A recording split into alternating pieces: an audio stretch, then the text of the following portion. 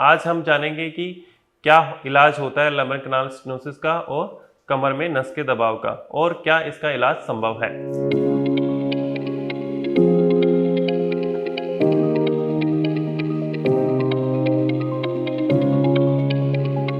Hello friends, I am doctor Mukesh Haridwal, director of spine surgery at Indus hospital Jaipur. तो पिछले video में हमने जाना कि लंबर कैनाल स्टेनोसिस क्या होता है और इसके सिम्टम्स क्या होते हैं। तो बेसिकली लंबर कैनाल स्टेनोसिस एक पूर्णतया ट्रीटेबल बीमारी है, लेकिन हमें सही समय पे सही स्टेप लेना जरूरी है।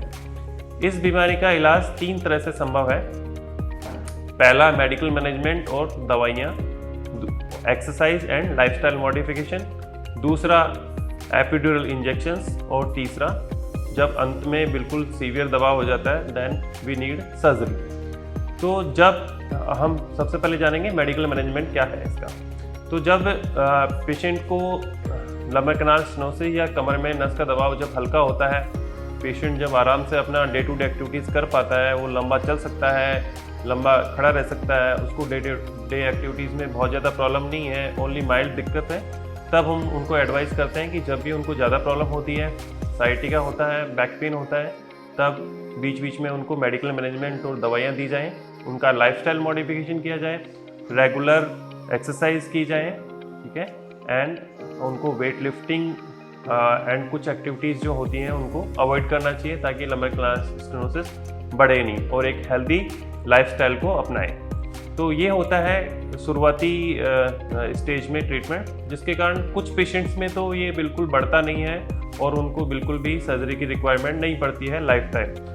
लेकिन ये एक तरह से वियर एंड टीयर के कारण होने वाली बीमारी है, जो कि एज के साथ 60 to 70% पेशेंट्स में बढ़ती है। जब ये बीमारी बढ़ जाती है और पेशेंट को बहुत ज़्यादा दिक्कत नहीं है, लेकिन पेशेंट्स का जो पेन है वो मेडिकल मैनेजमेंट से, लाइफस्टाइल मॉडिफिकेशन से और इन सब चीज़ों से ट्रीटमेंट नहीं हो पा रहा है, तब हम बीच का रास्ता अपनाते हैं।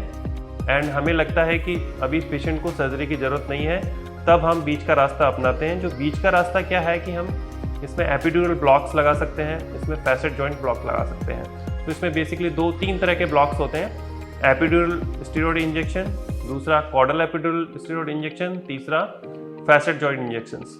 तो कॉर्डल एपिड्यूरल स्टेरॉइड इंजेक्शन का बहुत ज़्यादा रोल अभी है नहीं। जो मेन इंपॉर्टेंट इंजेक्शंस हैं वो selective nerve root block epidural injection का है, जिसके अंदर हम आइडेंटिफाई करते हैं कि कौन सी नर्व है जो है पेशेंट को ज़्यादा परेशान कर रही है। सिलेक्टिवली उसी नर्व के ऊपर हम ऑपरेशन थिएटर के अंदर, मशीन के अंदर में, और उस नर्व के ऊपर इंजेक्शन डाल देते हैं, जिसके कारण जो दवाइयाँ हम ओरली ले रहे थे, मुंह से ले रहे थे, उसका इफेक्ट पूरी तरह से नहीं आ रहा। तो डायरेक्टली हम जब दवाई नर्व के ऊपर डालते हैं तो उसका बेटर एंड फास्टर और अच्छा इफेक्ट आता है। तो उन पेशेंट्स को मैक्सिमम बेनिफिट मिलता है एपिड्यूरल स्टेरॉइड इंजेक्शन का, जिनको सर्जरी की रिक्वायरमेंट नहीं होती है और जिनका ट्रीटमेंट मेडिकली नहीं हो पा रहा है। देन तीसरी कैटेगरी के पेशेंट आते हैं जिनके अंदर लंबर कैनाल स्टेनोसिस बहुत ज़्यादा बढ़ गया है, जिनकी वॉकिंग कैपेबिलिटीज़ और खड़े रहने की कैपेबिलिटीज़ बहुत कम हो गई हैं, केवल वो 100-200 मीटर या आधा किलोमीटर ही चल पाते हैं। लाइफस्टाइल में बहुत ज़्यादा प्रॉब्लम आ रही है, उनको खड़ा नहीं रह जाता है, चला नहीं जाता है। इन पेशेंट्स के अंदर इंजेक्शंस का और लाइफस्टाइल मॉडिफिकेशन का बहुत ज़्यादा बेनिफिट नहीं मिलता है, क्योंकि बीमारी ऑलरेडी एडवांस स्टेज पे होती है और इस स्टेज में हमें समय रहते कमजोरी होने से पहले और यूरिन और पॉटी का कंट्रोल जाने से पहले समय रहते हुए हमें नस का दबाव हटा देना चाहिए। ये एक पूर्णतया 100% सक्सेसफुल सर्जरी है, जिसके अंदर हम नस का दबाव हटा देते हैं। तो इस वीडियो में हमने जाना कि लंबर कैनाल स्टेनोसिस के क्या क्या इलाज होते हैं। बने रहिए हमारे YouTube चैनल पे आगे जानने के लिए कि लंबर कैनाल स्टेनोसिस की क्या क्या माइक्रोस्कोपिक और दूरबीन से सर्जरियां संभव हैं और क्या ये सक्सेसफुल है। Thank you.